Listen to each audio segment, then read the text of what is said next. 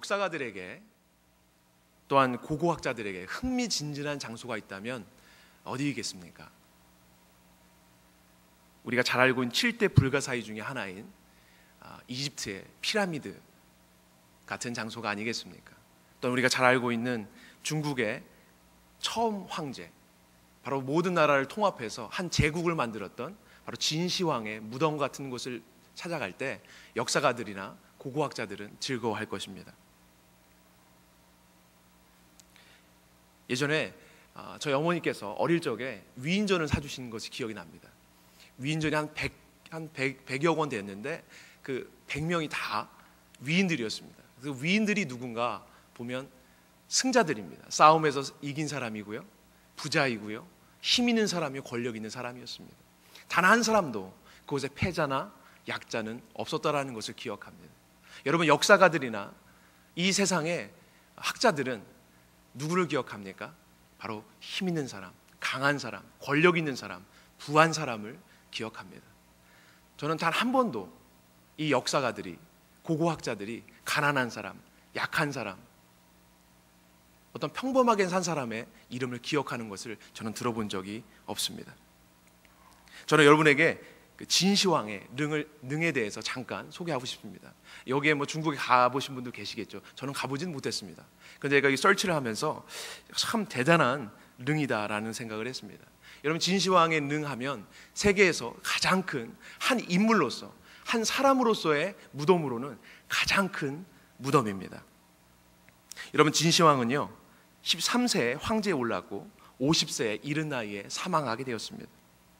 사마천이라는 역사가의 기록에 의하면 진시 황제가 즉위하고 얼마 되지 않아서 자신의 죽음을 준비하였다는 것을 알 수가 있습니다. 능을 만들기 시작했고 그의 죽은 뒤에 36년 만에 그 능이 완성되었다고 합니다. 죽은 이후에도 몇 년을 또한 진 것입니다. 그래서 진시황의 능을 완성하게 된 것이죠. 그 능의 높이가 79m랍니다. 동서로 475m고요. 남북으로 384m라는 것입니다. 한번 생각해 보십시오. 이 높이가 79m입니다. 그리고요, 동서남북이 475m입니다. 남북 이 길이가요 384m입니다. 이런 여러분 능을 보신 적 있으십니까? 세상에 이렇게 큰 능은 없다라는 것이죠. 그리고 그 본분 뒤에는요 성루나무를 가득 심었다고 합니다. 여러분, 이런 큰 능을 만들기 위해서 몇 명이 동원된지 아십니까? 무려 70만 명이라는 사람들이 동원돼서 바로 이 진시황의 능을 지었다라고 사마천은 우리에게 이야기해주고 있는 것입니다. 그리고요, 도구를 막기 위해서 기궁이라는 자동 발사되는 화살을 설치했다고 합니다. 혹시나 자신이 죽은 이후에 어떠한 왕이나 어떠한 사람들이 와서 자신의 능을 도굴 할까봐, 도굴 하면요 그 자동 화살이 그 사람을 쏘도록 그렇게 또한 고안해서 만들었다라는 것입니다. 여러분, 참 대단하지 않습니까? 이 사마천의 사기에 따르면요 또 이런 말이 있습니다. 이 능묘가요 진시황 생전에 거쳐있던 함양전이나 아방궁 같은 궁전을 짓고요, 삼공 구경 및 문궁과 무관의 형상을 돌로 새겨서 양쪽으로 또한 세웠다고 합니다.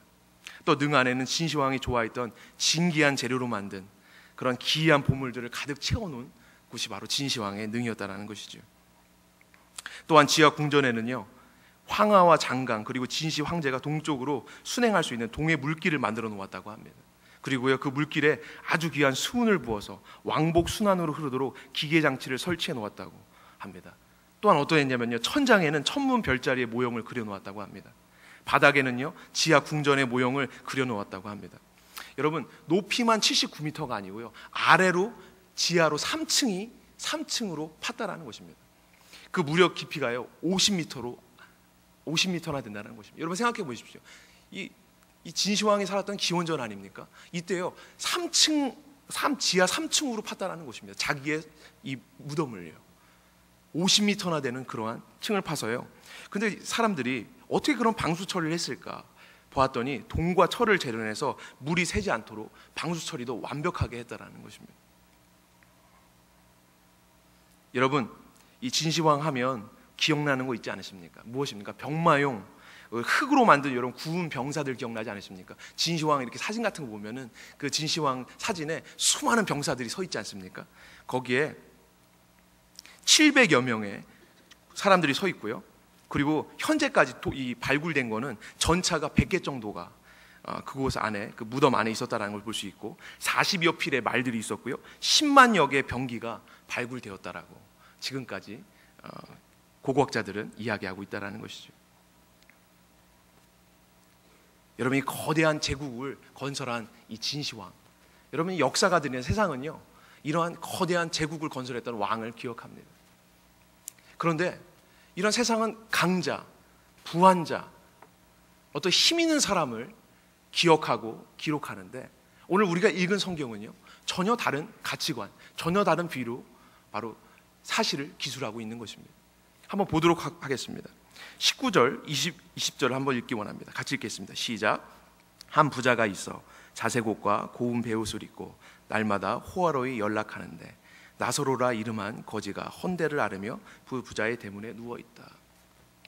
여러분, 이상하지 않습니까? 세상의 비로 말하면 부자의 이름이 기록돼야 되고, 이 한낱 거지 같은 이러한 사람이 어떻게 이름이 기록될 수 있다는 것입니까? 어떻게 기억할 수 있다는 것입니까? 여러분, 성경은요, 전혀 다른 가치관을 가지고 바로 사실을 접근하고 있는 것입니다. 여러분, 역사가들 같으면 부자의 이름을 기록하고 이런 거지 같은 사람의 이름은 기록하지 않았을 것입니다. 그런데요, 부자의 이름은 생략해버리고 성경은요, 가난한 사람, 거지, 이 한낱 초라한 이 한 사람의 이름을 기록하고 있다는 것입니다. 여러분, 성경은요, 세상과 전혀 다릅니다. 세상의 가치관, 세상의 비유와 전혀 다른 모습으로 바로 사실과 어떤 세상을 판단하고 있다는 것을 우리는 알 수 있다는 것입니다. 여기서 이 부자를 보면요, 참 부자는요, 보기만 해도 흐뭇한 그러한 모습입니다. 19절을 보면요, 한 부자가 자색옷과 고운 베옷을 입었다고 합니다. 여러분, 이 시대의 자색옷은 무엇입니까? 비단옷입니다. 여러분, 비단옷은 아무나 입을 수 있는 것이 아닙니다. 여러분 알다시피 왕이나 부한 사람, 능력 있는 사람만 입을 수 있는 것이 바로 옷이라는 것입니다. 여러분, 옷이라는 것은 무엇을 상징합니까? 그 사람의 신분, 그 사람의 능력, 그 사람의 부를 상징하는 것입니다. 이 시대에 가난한 사람은요, 초라한 옷을 입고 다니면 그것을 보고서 저 사람은 가난한 사람이구나 알 수 있었던 것입니다. 여러분, 실크에 이런 자색 옷을 입고 다니면요, 저 사람 능력 있는 사람, 힘 있는 사람, 위력한 사람이라는 것을 너무나 세상은 잘 알고 있었다는 것이죠. 여러분, 이 자색 옷, 이 고운 옷을요, 마음껏 입을 수 있다는 것입니다. 여러분, 우리 베버리 이 근처에 가면 그 명품 스토어가 쫙 있지 않습니까? 그 쇼 윈도우에 보면 아름다운 옷들이 쫙 걸려 있습니다. 저 같은 사람은 그냥 아이 쇼핑만 할 수밖에 없습니다. 여러분, 근데 생각해보세요. 이런 부자들은요, 그런 아이 쇼핑하는 거에 머무르는 게 아니고요, 들어가 살 수 있는 거예요. 원하는 대로 살 수 있는 것입니다. 자기가 원하는 지갑, 자기가 원하는 옷, 자기가 원하는 백, 마음껏 살 수 있는 그러한 사람인 것입니다. 여러분, 세상이 말하는, 세상이 로망하는, 세상이 원하는 그러한 모습이 아닙니까? 자기가 원하는 옷, 자기가 바라는 것들을 다 누릴 수 있는 그러한 재정적인 능력이 갖추어져 있는 이러한 삶을 여러분 원하지 않으십니까? 여러분, 여기에서 보면요, 옷만 그런 것이 아닙니다. 19절 하반부에 보니까 날마다 호화로이 연락했다라고 합니다. 여러분, 파티를 연락했다는 뜻은 무엇이냐면요, 잔치를 배설했다는 뜻입니다. 여러분, 항상 파티를 열었다는 것입니다. 여러분, 한 달에 한 번씩 연 것도 아니고요, 1년에 한 번씩 연 것도 아니고요, 날마다라고 성경은 기록하고 있습니다. 매일매일 파티 같은 삶, 매일매일 즐거운 삶, 매일매일 여러분 마음껏 써도요 돈이 남는 그런 삶을 살고 있다는 것입니다. 여러분, 이민 생활하면서 얼마나 열심히 일하면서, 여러분, 세상 사람들은 어떤 생각을 합니까? 열심히 일해서 내 노후에 대책을 해야지, 열심히 적금을 붓고 열심히 보험을 들고 열심히 저축하여서 좋은 집을 사고 좋은 차를 사고, 내가 나이 들어서는 재정적으로 어렵지 않아서 내가 원하는 것, 여행도 다니고 즐기면서 또 친구들도 만나면서 그렇게 살아야지. 여러분, 그렇게 생각하지 않습니까? 여러분, 그런 노후의 삶에 대한 기대를 가지고 열심히 이민 생활도 하고 있지 않으십니까? 여러분, 그런데요, 이 부자는요 매일매일 하는 것입니다. 노후를 기다리는 게 아니에요. 노후에 가서 그렇게 해야지, 그런 삶이 아니고요, 젊었을 때부터, 태어날 때부터 이 사람은 부한 사람이었습니다. 그래서 매일매일 그렇게 즐겁게 행복하게 살았다라는 것입니다. 여러분, 이에 반해서 20절에 보니까 이 부자하고는요 정반대되는 사람을 소개하고 있어요. 그 사람 이름은 나사로입니다. 여러분, 나사로의 이름의 뜻은 무엇이냐면요, 하나님이 돕는다는 뜻입니다. 하나님이 돕는다라는 뜻이 바로 나사로입니다. 이 나사로는요, 어떤 사람이 있으면 거지였습니다. 거지인데요, 이런 밖에 있는 노숙자 같은 사람이 아닙니다. 여러분, 노숙자들 보면 일할 수 있는데 그냥 집 짓고 살지 않습니까? 그냥 여러 가지 옷 같은 거 이렇게 해갖고 살지 않습니까? 여러분 이 노숙자하고 이 나사로 이 거지랑 똑같은 사람이 아니에요. 이 거지는요 어떤 사람이냐면 보면 헌대를 알았다라고 합니다. 여러분 헌대가 무엇이냐면요 종기입니다. 여러분 온몸에 종기가 났어요. 온몸에 썩은 냄새가 납니다. 여러분 그 종기에서요 고름이 막 흘러나오는 거예요. 그런 여러분 질병을 앓고 있는 사람이었습니다. 여기서 보면 그 부자의 대문에 누워 있었다라고 했는데요, 이 사람 스스로 가서 누워 있는 것이 아닙니다. 원어에 보면요 누군가 거기에 갖다 놓은 거예요. 자기가 스스로 몸을 움직일 수 없는 그런 상태에 처해 있는 연약하고 부족한 정말로 몸이 아픈 사람의 모습을 가지고 있는 사람이 이 거지였습니다. 바로 자기 자신이 나가서 돈벌이를 해서 먹고 살 수 있는 그런 능력이 전혀 없는 사람, 아픈 사람, 가족도 없고 가난하고 그리고 질병에 고통당하고 있는, 여러분 세상에서 누가 이러한 나사로 같은 삶을 살고 싶어 하시겠습니까? 여러분 예수님께서는요 이 비유를 통해서 우리가 극단적인 두 사람의 케이스를 놓는 것입니다. 여러분 우리가 정말 바라는 날마다 파티 같은 삶, 매일매일 원하는 것을 즐기며 내가 사고 싶은 것을 사고 내가 만나고 싶은 사람을 만나며 매일매일 파티와 자기가 원하는 잔치를 배설하며 살고 싶은 삶을 하나로 예수님께서 말씀하시고, 또 극단적으로 정말로 가난하고 가족도 없고요 돈도 없고요 질병까지, 심지어 정말로 몹쓸 질병까지 들어서 정말로 버려진 인생, 극단적인 두 케이스를 주님께서 놓고 계시다라는 것입니다. 근데 성경은요 부자의 이름을 기록하고 있지 않습니다. 근데 이 거지의 이름은 나사로라고 기록하고 있다는 것이죠. 참 하나님의 비유는 정말 다르다는 것이죠. 그런데 21절에 보니까 이 나사로의 불쌍한 모습이 계속 나타납니다. 부자의 상에서 떨어지는 것으로 배불리려 하며 심지어 개들이 와서 그 헌대를 핥더라. 여러분 생각해 보세요. 여러분 여기서 개들은요 우리가 키우고 있는 애완견이 아닙니다. 여러분 2000년 전에 개들은요 애완용 개로 키우는 사람 단 한 사람도 없었습니다. 개들은요 이스라엘 백성들에게 부정한 동물이었습니다. 개들은요 자기가 구토한 것을 핥아먹고요 그리고 버려진 썩은 음식들을 먹는 것들이 개들이었습니다. 그 개들이요 와서 이 나사로는 너무너무 힘이 없어서 아무것도 할 수 없는 그런, 자기 운신할 수 없는 그런 처지에 있는 사람이라 이 개들이 와서요 그 고통하는 그 아픈 그 고름을요 핥고 물어 뜯고 있는 모습을 성경이 기록하고 있는 것입니다. 여러분 생각해 보십시오. 가난하고 가족도 없습니다. 아픕니다. 정말 손가락 하나 개조차 쫓을 수 없는 그런 연약한 가운데 처해 있는 이 나사로, 개들이 와서요 그 아픈 부위를 뜯고 핥고 있는 그런 모습. 여러분 이렇게 이 세상에 이런 비참한 사람이 있겠습니까? 여러분 근데 22절에 우리 같이 한번 읽기 원합니다. 시작. 이에 그 거지가 죽어 천사들에게 받들려 아브라함의 품에 들어가고 부자도 죽어 장사되었다라고 얘기합니다. 여러분 22절에 보니까 이 나사로가요 한번 상상해 보십시오. 여러분 아파하다가 어느 날 너무 고통스러워서 아무도 모르게 죽은 것입니다. 여러분 여기서 보면요 22절에 보니까 거지는 죽었다라고 표현합니다. 근데 부자는요 죽고 그 이후에 한 단어가 더 붙습니다. 보면요 부자는 죽어 어떻게 됐다 합니까? 장사되었다고 합니다. 여러분 그러면 거지는 장사되었을까요? 누가 장사했겠습니까? 가족도 없고요 가난하고요 돈도 없고요 병든 이 거지는요 아마 그냥 버려졌을 것입니다. 여러분 근데 이 부자는요 장사되었다고 합니다. 여러분 이스라엘은요 우리 예수님께서 십자가에 달려 돌아가시고 돌아가신 이후에 우리 아리마대 요셉이라는 부자의 그 동굴에 장사되었다라는 표현을 여러분 기억하십니까? 여러분 이 동굴에 있는 그 돈이 좀 있는 사람들은요 그 동굴에 바로 이 죽은 시신을요 그곳에 갖다 놓았습니다. 그렇게 그리고 돌을 굴려서 그 구멍을 막았습니다. 그것이 유대인들에게 있어서 바로 장사 풍습이었습니다. 여러분 부자는요 한번 생각해 보십시오. 이 부자에게 얼마나 똑같은 부유한 친구들이 많았겠습니까? 친지들이 많았겠습니까? 저는 이걸 상상하면서 어떤 생각이 드냐면 수많은 그 검은 리무진들이 아마 그가 죽었을 때 그가 숨졌다라는 소식을 듣고서 그 장례식에 왔을 것입니다. 얼마나 많은 화관들이 왔겠습니까? 그 장례식을 가득 채웠을 것입니다. 얼마나 많은 사람들이 애도하고요 그 부자의 죽음을, 그 영웅의 죽음을 슬퍼했을 것입니다. 여러분 근데 반대로 나사로는요 아무도 기억하지 않았을 거예요. 아니 여기 죽어있는 이 모습을 보면서 아니 여기서 어떻게 죽었어? 라고 하면서 갖다 버렸을 것입니다. 여러분, 이 상반되는 이 죽음, 그런데 그 이후에 삶이 전혀 달라지는 것을 보게 됩니다. 23절 우리 같이 한번 읽겠습니다. 시작. 저가 음부에서 고통 중에 눈을 들어 멀리 아브라함과 그의 품에 있는 나사로를 보았다. 여러분, 이게 무슨 일입니까? 충격적인 일이 벌어졌습니다. 여러분, 이 땅을 살면서는 이 부자는요, 세상 모든 사람들의 소망이었고, 모든 사람들이 바라보기에 저 사람처럼 돼야 돼, 자녀를 키울 때도 너 저런 부자처럼 돼야 돼 라고 아마 이야기를 듣지 않았겠습니까? 나사로처럼 되라고 아무도 이야기하지 않았을 것입니다. 그런데 죽은 이후에 여러분, 전세가 역전되었습니다. 완전히 역전된 삶을 성경은 우리에게 보여주고 있는 것이죠. 그들이 죽었는데요, 부자는 어디 있냐면 지옥에 가게 됐습니다.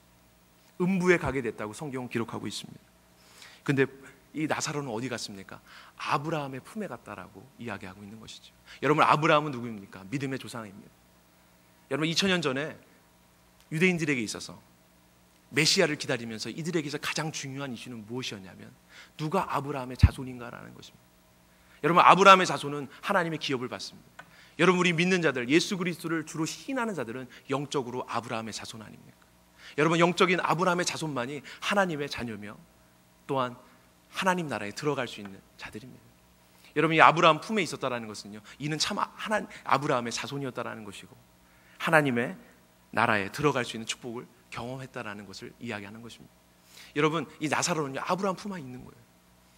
그런데 이 부자는요, 음부에 있는 것입니다. 지옥에 떨어지게 된 것입니다. 이게 어떻게 된 일입니까? 이 땅 가운데서 존경받고 정말 그렇게 원하는 거 즐겁게 살았는데 이 부자가 어떻게 이 영원한 지옥불에 죽은 이후에 들어갈 수 있다는 것입니까? 또 이 충격적인 일이 아닙니까? 24절에 보니까요, 더 충격적인 그런 말이 기록되어 있습니다. 같이 읽겠습니다. 시작. 불러 가로되 아버지 아브라함이여, 나를 긍휼히 여기사 나사로를 보내어 그 손가락 끝에 물을 찍어 내 혀를 서늘하게 하소서. 내가 이 불꽃 가운데 고민하나이다. 여러분, 우리가 기록해야 할 것은, 부자는 그러면 부자는 열심히 부유하게 살았지만 예수를 안 믿었나 보다, 이렇게 생각할 수 있습니다.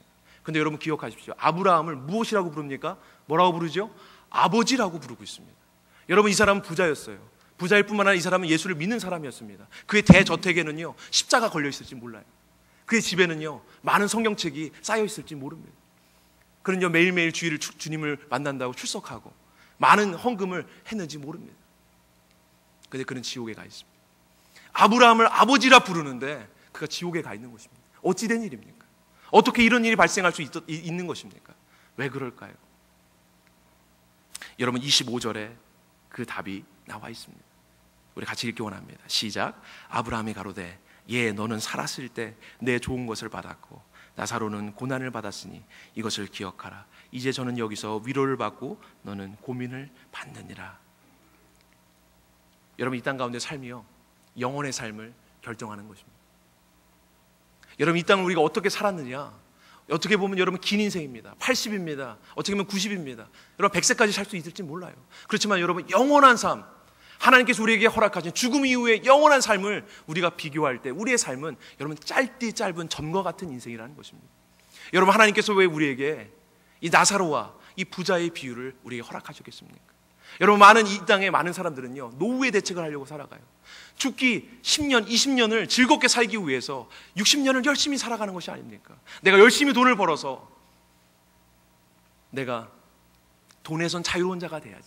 열심히 살아갑니다. 노후의 대책을 위해서요. 세상 사람들은 살아갑니다. 근데 하나님께서는 그것을 보고 뭐라고 말씀하지 아십니까? 어리석다고 이야기하는 것입니다.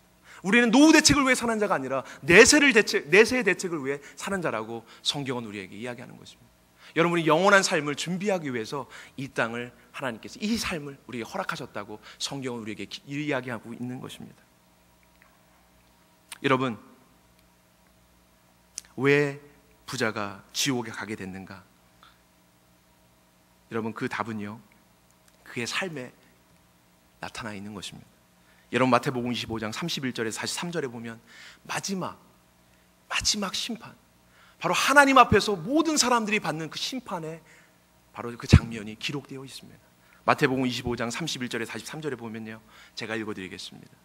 인자가 자기 영광으로 모든 천사와 함께 올 때 자기 영광의 보좌에 앉으리니 모든 민족을 그 앞에 모으고 각각 분별하기를 목자가 양과 염소를 분별하는 것과 같이 하며 양은 그 오른편에 염소는 왼편에 두리라. 그때 임금이 그 오른편에 있는 자들에게 이르되 내 아버지께 복을 받을 자여 나와 창세로부터 너희를 위해 예비된 나라를 상속하라 라고 하면서 왜 상속해야 되는지 내용을 이야기합니다. 이렇게 얘기합니다. 내가 줄일 때 너희가 먹을 것을 주었고 목마를 때 마시게 하였고 나그네 되었을 때 영접하였고 벗었을 때 옷을 입혔고 병들었을 때 돌아보았고 옥에 갇혔을 때 와서 보았느니라. 그랬더니요 의인이 이렇게 얘기합니다. 가로되 주여 우리가 어느 때 주의 줄이신 것을 보고 공개하였으며 목마르신 것을 보고 마시게 하였나이까? 어느 때 나그네 되신 것을 보고 영접하였으며 벗으신 것을 보고 옷을 입혔나이까? 어느 때 병드신 것이나 옥에 갇힌 것을 보고 가서 배웠나이까? 임금이 대답하여 가로되 내가 진실로 너에게 이르노니 너희가 여기 내 형제 중에 지극히 작은 자 하나에게 한 것이 곧 내게 한 것이다 라고 이야기하는 것입니다. 여러분 마지막 심판 때예요. 모두 서게 될 것입니다. 어떤 사람들은 자기가 크리스찬이라고 생각할 것이에요. 나는 예수를 믿었다. 난 주님 믿었으니까 천국 티켓을 받았다. 그러나 당연히 나는 천국에 가게 될 것이다. 그렇게 착각하며 살아가는 사람들이 있을 것입니다. 여러분 예수를 믿으면요 변화되게 되어 있습니다. 예수의 생명이요 우리 안에 들어오면요 우리는 변화되게 되어 있는 것입니다. 우리의 가치관이 변화되게 되어 있습니다. 여러분 이 세상 섬기는 가장 위대한 신이 무엇입니까? 만몬입니다. 여러분 만몬이 무엇이죠? 돈의 신입니다. 돈을 모두 섬깁니다. 여러분 예수를 얼마나 잘 믿을까 고민하면서 잠을 못 이뤄본 적이 있으십니까? 근데 많은 사람들의 경험은 돈 못 벌어서 비즈니스가 잘 되지 않아서 잠 이루지 못하는 사람들은 너무나 많다는 것입니다. 그만큼 돈이라는 영향력이요 우리를 이끌고 가고 있다는 것입니다. 여러분 이 만몬, 이 만몬에 대한 바로 우리가 예수를 믿으면요 우리가 예수가 우리의 하나님이라고 고백하면요 우리는 이 만몬에서 자유로워지는 것입니다. 우리의 지갑이 열리게 되어 있고요 영혼들을 위해서 우리 형제와 자매들을 위해서 쓸 수 있게 되는 것입니다. 나 중심적인 삶에서 하나님 중심적, 이웃 중심적인 삶으로 변화되게 되는 것이 바로 성경이 우리에게 말하는 삶이라는 것입니다. 정말 우리가 예수 그리스도 안에서 정말 자유를 경험하였다면 나로부터 자유해야 되는 것입니다. 나 중심적인 삶, 바로 죄악된 삶에서 자유로운 것이 성경이 우리에게 말하는 삶이라는 것입니다. 여러분 이 마지막 심판 때에 하나님 앞에 섰을 때에 여러분 하나님께서 무엇을 기준으로 사람들을 판단하고 심판하십니까? 바로 너희가 가난한 자를 입혔느냐? 너희가 옥에 갇힌 자를 돌아보았느냐? 연약한 자를 돌아보았냐라고 성경은 우리에게 이야기하고 있는 것입니다. 여러분 이 부자는 무엇 했습니까? 집에 십자가 걸려 있었을지 몰라요. 매주마다 교회에 와서 즐겁게 펠로십 했을지 몰라요. 그런데요 이 사람은 정말로 가난한 자, 자기 집 대문 앞에 있는 그 나사로 같은 신앙인임에도 불구하고 그렇게 헌대 가운데 고통받고 신음하며 아파하는 그 사람을요 자기는 같은 크리스찬이라고 생각하지 않았다는 것입니다. 저 사람은 내 이웃이라고 생각하지 않으며 살았다는 것입니다. 내 가난한 이웃, 내 가난한 믿음의 형제 자매를요 돌아보지 않았다는 것입니다. 여러분 그것이 바로 지옥 가기 마땅한 모습이라는 것을 성경은 이야기하고 있습니다. 여러분 이 사람은 그리스도인이었을까요? 성경은 말합니다. 아니라고요. 모양만 그리스도인이지 진정한 그리스도인이 아니었다라는 것입니다. 여러분 우리가 진정한 그리스도인이라면 변화에 대한 모습, 변화의 참 모습은 우리에게 나타나게 되는 것입니다. 참 생명이 우리 안에 들어오면요 우리 안에 그 생명의 역사는 나타나게 되어 있는 것입니다. 그것이 천천히 이루어질 수 있습니다. 그렇지만 반드시 이루어진다고 성경은 우리에게 이야기하고 있는 것입니다. 여러분 우리가 두 가지를 기억해야 됩니다. 이 나사로의 이 비유를 통해서 우리 주님께서 말씀하시는 두 가지를 기억해야 됩니다. 첫 번째는요 이 땅에 우리가 반드시 해야 할 일이 있다는 것입니다. 노후 대책하는 것이 아니고요 우리는 영혼을 대책하는 그런 준비를 해야 된다는 것입니다. 영원한 삶을 준비하기 위해서 우리가 어떻게 살아가야 되는가 그것을 고민하는 삶, 그것이 바로 우리에게 하나님께서 원하시는 삶이라는 것입니다. 두 번째는요 나누는 삶입니다. 우리 예수 그리스도께서 어떤 분이셨습니까? 성경은 이야기합니다. 사도 바울이 이야기합니다. 예수 그리스도는 부한 자였습니다. 부한 자가 가난한 자 되었다고 말합니다. 왜 가난한 자 되었을까요? 바로 우리같이 가난한 자를 부하게 하시기 위해서 예수님은 가난한 자 되었다고 성경은 우리에게 이야기합니다. 여러분 크리스찬은 무엇입니까? 사실은요 크리스찬이란 말은 성경에 크리스찬들끼리, 우리 믿는 사람들끼리 쓰는 말이 아니었습니다. 원래는 세상 밖에 있는 사람들이 우리를 바라보면서 예수를 믿기 때문에 저 사람은 그리스도인이야 라고 말해서 우리는 그리스도인이었다라는 것입니다. 사실은요, 우리 믿음 안에 있는 공동체들은요, 우리 서로를 무엇이라고 이야기했는지 아십니까? 제자라고 불렀습니다. 제자. 여러분, 제자는 무엇입니까? 팔로워예요. 예수 그리스도의 모습을 따라가는 삶입니다. 지저스 웨이, 예수 그리스도의 길을 따라가는 사람이 참된 신앙인이라고 성경은 우리에게 이야기하고 있는 것입니다. 여러분, 예수님이 어떻게 사셨습니까? 그분은 하늘 보좌를 버리고 이 땅 가운데 오신 분입니다. 그분은요, 하늘과 땅을 만드신 분이십니다. 그분은 부족한 게 아무것도 없는 참으로 참된 부자이십니다. 근데 그분은요, 스스로 가난한 자 되었습니다. 왜요? 우리같이 가난한 자를 부한 자 되기 위해서 주님은 자신의 몸을 아낌없이 십자가에 던지신 것입니다. 여러분, 그럼 우리는 어떻게 살아야 되겠습니까? 예수님이 그렇게 사셨으니까, 이제는 나는 천국 티켓을 땄으니까 나는 이제는 내 마음대로 살아야 되겠다라는 것은 여러분, 예수 그리스도의 제자된 삶의 모습이 아니라고 성경은 우리에게 이야기하고 있는 것입니다. 우리가 참으로 제자라면요, 예수님을 따라가야 됩니다. 예수님의 모습을요, 모방해야 돼요. 예수님이 어떻게 사셨습니까? 부한 자가 가난한 자 된 것처럼 우리 주변에 가난한 자들이 있습니다. 연약한 자들이 있습니다. 우리 믿음의 형제들 가운데, 우리 자매들 가운데 병으로 인해서 아파하는 자들이 있습니다. 우린 그들을 돌봐야 돼요. 그들을 돌아봐야 되는 것입니다. 그것이 참된 그리스도인의 모습이라고 성경은 우리에게 이야기하고 있는 것입니다. 여러분, 예전에 제가 힐링 캠프를 본 적이 있습니다. 여러분, 힐링 캠프 아십니까? 힐링 캠프에 그런 프로가 있는데요, 그 프로에 차임표가 나와서 하는 저는 이야기를 들은 적이 있습니다. 참 인상적으로 봤는데요, 차임표가 그 컴패션이라는 그 해외의 가난한 그 아이들을 그 섬기는 그런 일들을 하는 것입니다. 그런데 이 컴패션에 대한 일을 얘기를 하면서 자기의 멘토를 소개했습니다. 이게 자기의 멘토가 한 그 개척교회 목사님이라고 이야기하셨습니다. 참 인상적이더라고요. 그 목사님이 안산에서 조금 2층에 그 조그만 상가 2층에 조그만 교회를 열어서 하는 정말 뭐 유명하지 않은 목사님이십니다. 근데 그 목사님 이야기를 하면서 그분이 자기의 멘토라고 이야기합니다. 그 목사님 성함이 김정아 목사님이라고 하십니다. 그 목사님 개척교회다 보니까 여러분 뭐 변변한 어떤 그 가정을 꾸리기에 변변한 삶을 사셨겠습니까? 참으로 어렵고 힘드셨어요. 근데 이 차임표가 하는 이 컴패션 이야기를 들으면서 나도 이 가난한 해외 가난한 아이들을 정말 섬겨주고 싶다, 재정적으로 섬겨주고 싶다, 이런 마음이 드셨던 거예요. 그런데 본인에게 돈이 없어요. 그러니까 계속 고민하면서 하나님 어떻게 할까요? 어떻게 할까요? 했는데 하나님께서 딱 떠올리는 게, 너 군대 갔을 때 너의 고참, 군화 닦아줬던 너 그 탁월한 실력이 있지 않냐.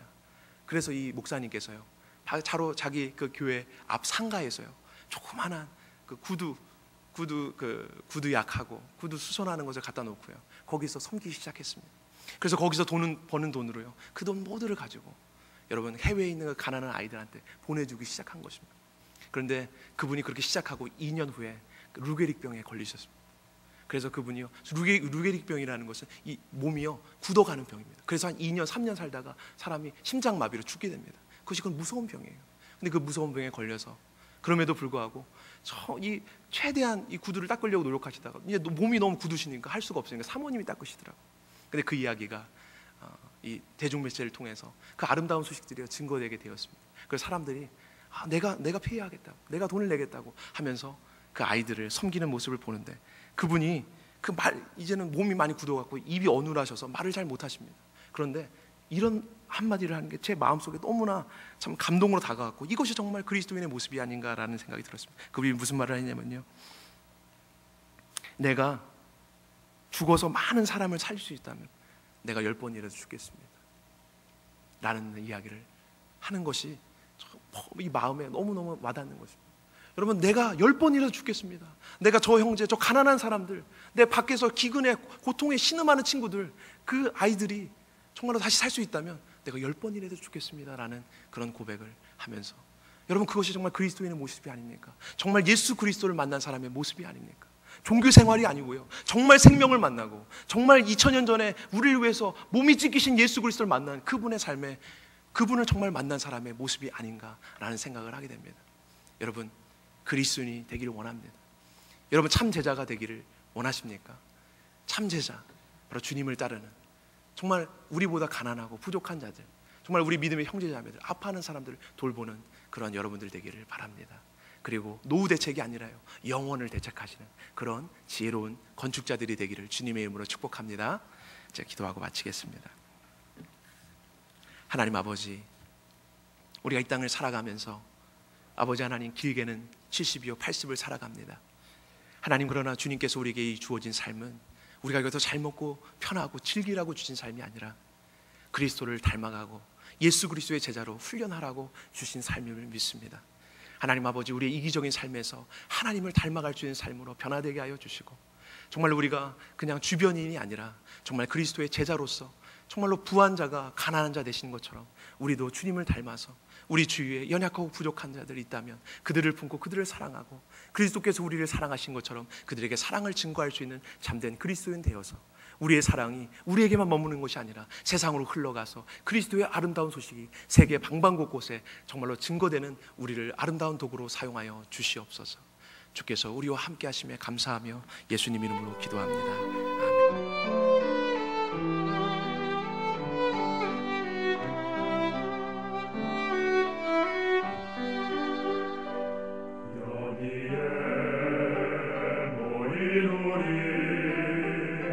주의 은총 받은 자여라.